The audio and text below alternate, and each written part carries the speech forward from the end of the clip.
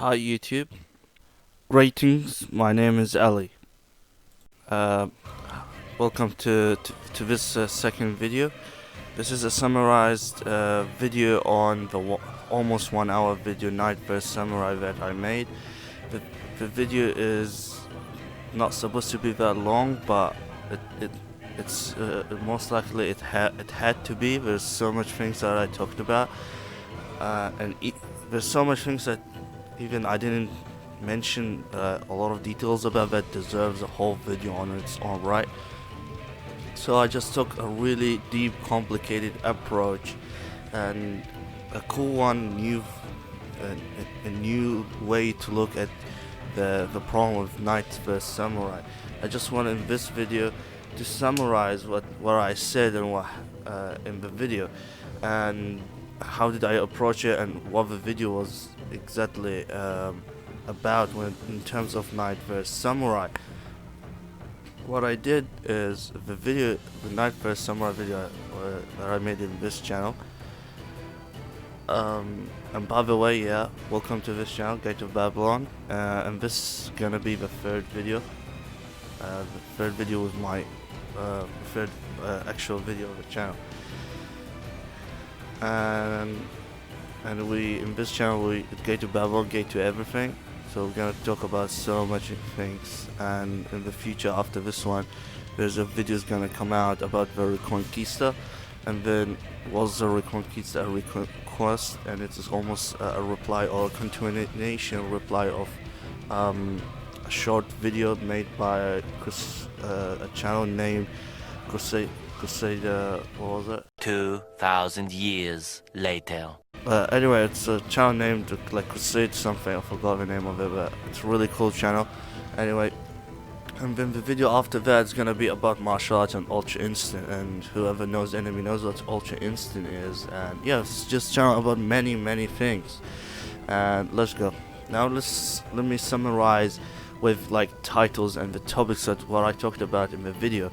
And what I talked about is, most people in the beginning I talked about on the approach that most professionals on YouTube talk it, and when they talk about samurai versus knight or any warrior versus another warrior, they always there's an assumption of equal skill.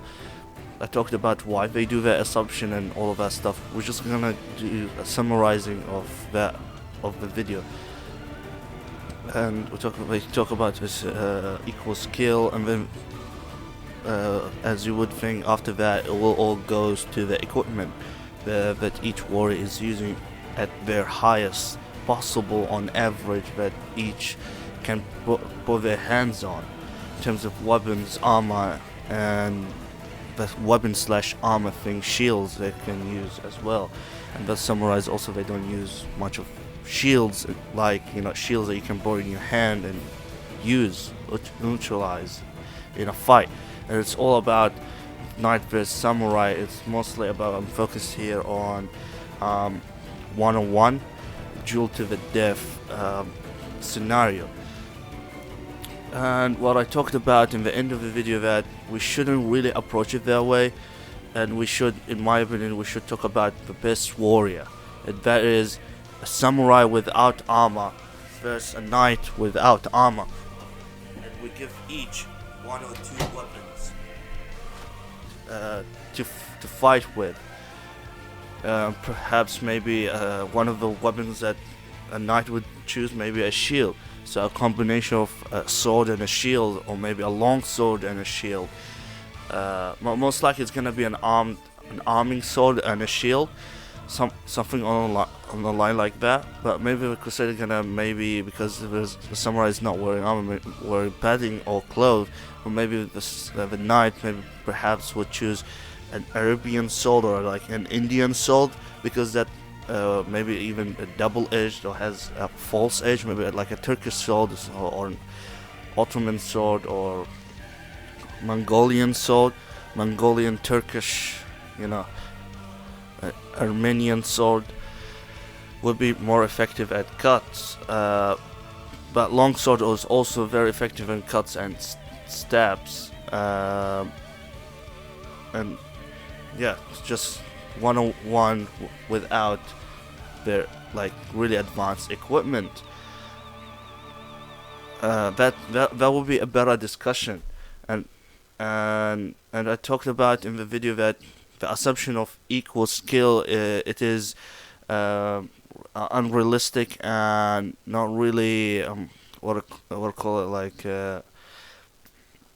not really effective. What I mean is, I forgot the word, but there's no equal skills, and it's really ridiculously hard to put two fighters from opposite side of the world and decide they are equal in skill. Sometimes they're equal in skill, even though one of them like have a high experience or something. Like, what determines equal skill? Plus, we're not talking we're not comparing here East Europe to Western Europe. We're comparing here the Far East to the Far West. It's a totally different martial art. Totally, there's a lot of similar things, but it's totally different. Still totally different, and it's completely different mindset and everything. You can't assume they are equal skill. That's really unrealistic. Assuming they're equal skill, so they get to something. They think that if not equal to skill, it will most likely go to another approach, which is kind of the stupid one, which is kind of like the Superman versus another superhero type of scenario. But it's not like that. Like my video was about how to approach it without assuming equal skill, or without talking exactly about skill directly, and see who is the better warrior. But in the most of the video, I didn't talk about much when it is like 1-on-1 without the armor. Like if they are in a civilian context and then they went on a fight, and they'll have maybe a samurai would have two sharp edged weapons, and maybe the knight will have a long sword or an arming sword, and maybe gets a shield from the people around or something on the line like that, and they fight to the death. That type of scenario will be much better to discuss in terms who's better, the samurai or the knight. And I talked about on how the knight armor is more designed to protect the knight in a battlefield situation, in a unit situation, than 1-on-1. And it got really good at that. It's really good in that terms, that it became also really good in 1-on-1 situation, but it's more customized the purpose of it for battles. So it reduces your risk of getting taken out by a random arrow or by an archer, that a good archer that trying to that just so you wanna shoot an arrow at you, or someone throwing a javelin at you from nowhere, or if you get charged by a horse, or to reduce your chance of death in that type of situation, to give you extra privileges in the battlefield, to make you focus more and to be less frightened, and to think about less stuff that could otherwise kill you or lead to killing you. Plus, whether they intended or not, the knight armor gives protection against poison as well, by the fact that you wouldn't get. It's really hard to scratch a knight to get a poison through, because if you can scratch a knight and get something sharp through the armor in a way or another, you wouldn't need a poison really for most cases. So it can protect a knight from a sneaky guy that just wants to lay any type of, like, even a scratch or something to the skin. Some poison, it doesn't need even a scratch, just the poison needs to be on your skin and it will kill you. The knight almost have an immunity to that in the battlefield and in a 1-on-1 situation. And I talked about in the video what is a knight is, and it's not all knights are good. Plus, the knights doesn't have that much experience really in comparison to the samurai.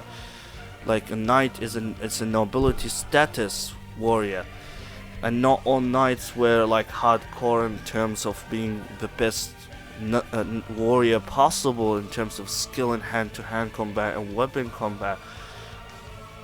And there's less battlefields, less bitch battlefields in the medieval period, especially when you're talking about the high medieval periods. Most battlefields are more like, sieges. And knights wouldn't fight that much in the front line in sieges because they are the nobility. They will be the leaders, the officers. They don't have that much experience. Everyone in the medieval period, especially in the high medieval period, there's not much battles and wars to speak with. The most experienced knights, or actually you cannot call them 100% knights, they're more than a knight actually. It was the knights of the church orders, and the knights that work underneath the Catholic Church organization. Red lines are underneath the organization. The Catholic Church sphere of power. Those knights, like the Templars and the others, are the real deal in terms. And if you compare those to a samurai, it will be hard to decide, and it's kind of like a totally depends on luck. Even luck will be really significant in this as well. It will be a draw, in my opinion. It's a draw. Anyone can win in that regard. But the knight, like, I have an argument on how the samurai can actually defeat the knight.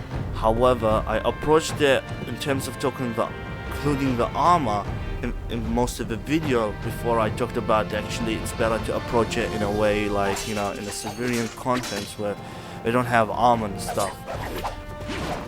And this the way I talked about is in terms of when they have the armor in 1-on-1 in the battlefield or something or like that, is the fact that I went approaching like, let's compare the top 10 samurais versus in a period of war versus the top 10 knights. Top 10. I mean top 10. Like most of in the original 1 hour video, I always like say top 10 knights. I mean top 10% knights versus the top 10% versus samurais from a war period. This is actually way better discussion argument to speak about. And when you're talking about this type of, when you're talking about the top 10%, is it gives a different touch to the argument. You need over here to talk about the training, the martial art dynamics, the techniques themselves, what their training what effects on their body, how the experience, how often they risk themselves, how often they fight, and all that stuff. There's more stuff to speak of while we're trying here to memorize the 1 hour video. It's 58 minutes to be exact, but yeah. And when I for the knight, I'm not a proper medieval knight as a status, as a nobility, wouldn't include the church orders knights, and it wouldn't include the mercenaries and man-at-arms, because these are way better than a knight. And I talked about on how even Greek warriors, Spartans or Athens are way better than a knight is. Of course, in an average, even an average without the top 10%, but of course in the top, without any discussion, nobody can talk about this, is in fact top 10 best Spartans or Athens warriors are way better than a knight is, without including the mercenaries and the man-at-arms and the church orders. just a knight, a guy whose nobility and his status is a knight, and let's go to the next part of the discussion is that a knight would train really hard at a certain point, and then after that would train less. And plus, the lifespan of a knight is lower, significantly lower than the lifespan of a samurai. Knights wouldn't live more, on average, more than 40 years. On top of that, a knight would, when they get the status of knight, they have a lot of stuff to do than just training. And as I said, it's a status. It's more a status than an ability. And you have sometimes knights have to govern an area, or take care of an area, or watch out for an area, or become a landlord. They have politics and economy to speak of. And there's more than just being the best possible warrior. They're not the best possible warrior. As well, that's why the armor comes to and the equipment comes to the picture. It will help them to be better than what they are without the armor. And I talked about on how a knight is, of course, again, without talking about the mercenaries and the men-at-arms and the church orders. The knight's just a knight, like for the Holy Roman Empire, or a French knight, or an English knight, or a Byzantine, or Northern Byzantine knight. Will be less skilled and capable than what most people would think. And I talked about on how when I talked about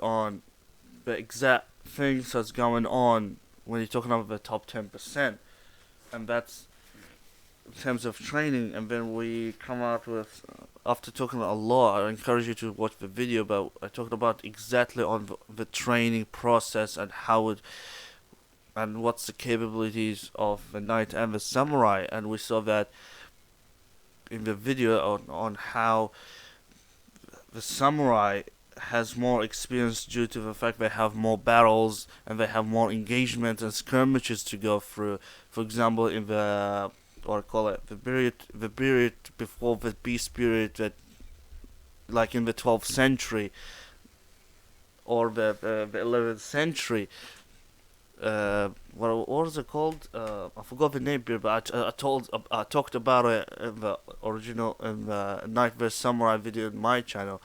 This one is just a summarization of the video, and they have more experience, plus the samurai. And plus, I talked about on what exactly the samurai have. There's certain training methods the samurai have. There's about 5 primary ones, and I talked about 2 or 3 conjunctions. 2 of them can be 2 of them are conjected together, and the third one is the strong bone structure, which will allow the top 10% samurai to just punch and kick the crap out of the top 10% knights, even though they have hardened steel armor. It's just it wouldn't do it. And I talked about also the blunt weapons the samurai have, which is excellent against a knight. And I talked about on how any weapon can do a significant damage if it's durable enough, and if it gets moving at a certain or plus more than that speed, acceleration, timing, and position.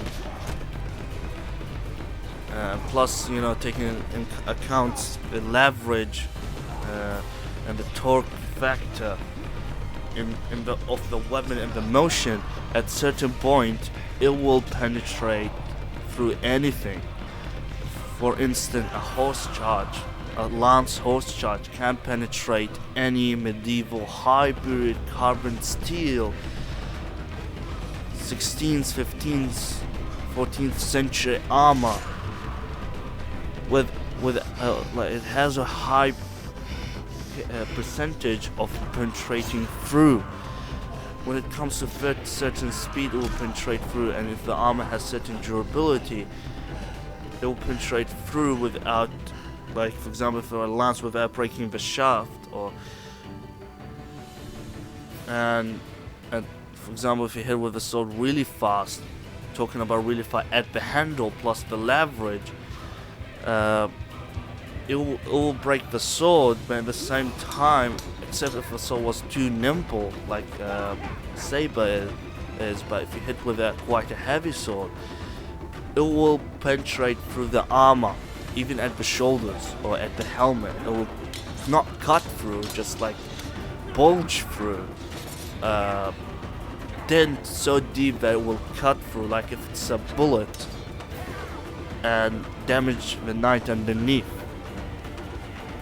But at the same time, most likely any weapon wouldn't be able to withstand, especially when you're talking about medium high carbon steel, that the knights and samurai had access to at the time, which is not as strong as the steel we have nowadays at all, and it wouldn't stand more than 10 hits at maximum, and then the weapon would be useless. You have to do a lot of fixing to it. It would definitely break. It won't be sharp anymore. It will be destroyed. But a strong hit from any weapon that has high durability will be devastating if it's fast enough. And I talked about on how the training methods, the exact training method I talked about. First one is exactly the bone structure strength, but there's another two they actually work together, conjected together, and that is high altitude training and breathing techniques. Breathing techniques are pure techniques that can be used in the fight. Those two conjectured about the high altitude training is you go in the mountains and you train there. High altitude training needs a whole separate video on its own right, but the significance of those two techniques merged together is huge, and this on its own, without discussing the other four techniques, major techniques that top 10% samurai will have, of which most of the knights, like 99% of the knights, wouldn't do, like the exact type of knight that we're talking about. Even man-at-arms and mercenaries, most of them wouldn't do this. Like Salvan Byzantine might do that.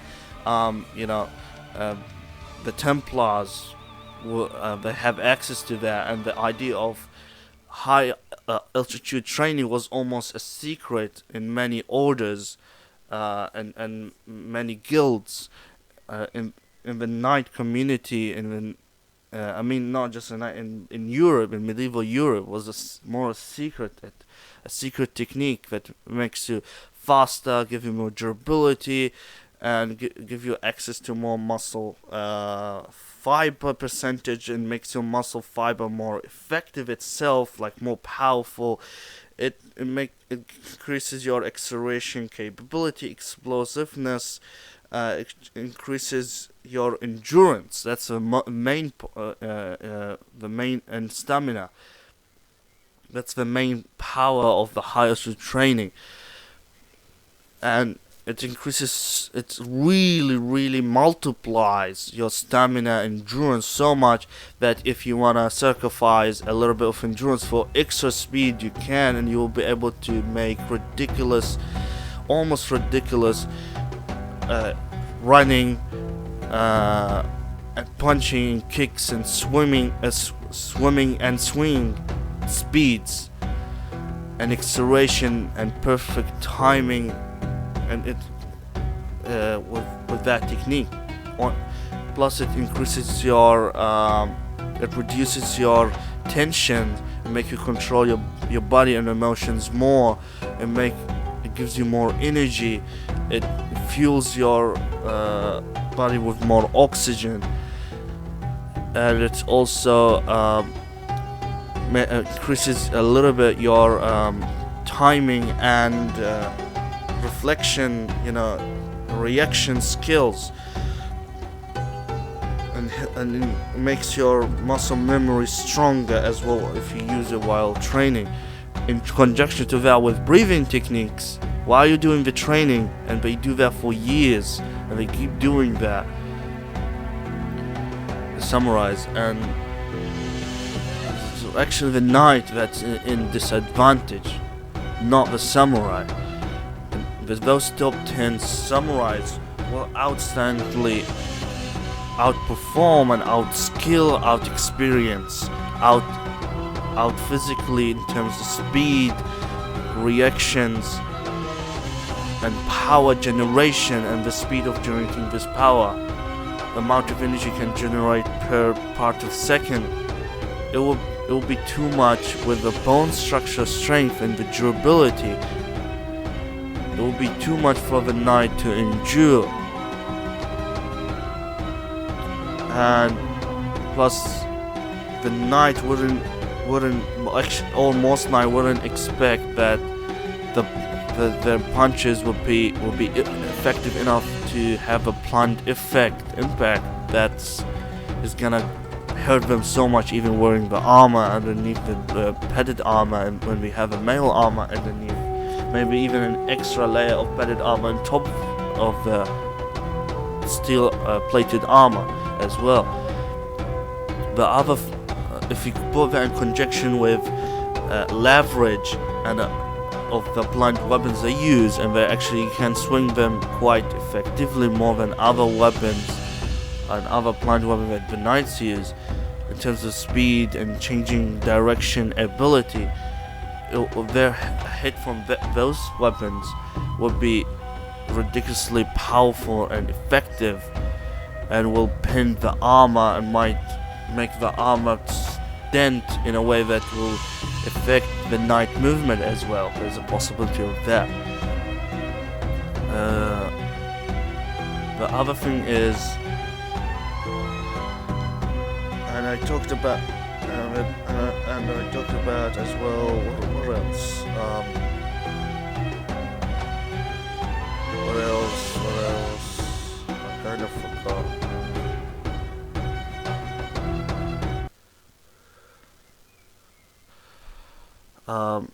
Yeah, I think there's another 2 points that I talked about, but let's call it a day today. This is a summarization of a 1 hour video, and thank you for watching. Subscribe, leave a like, peace out. Keep watching to open Babylon's gate. See ya.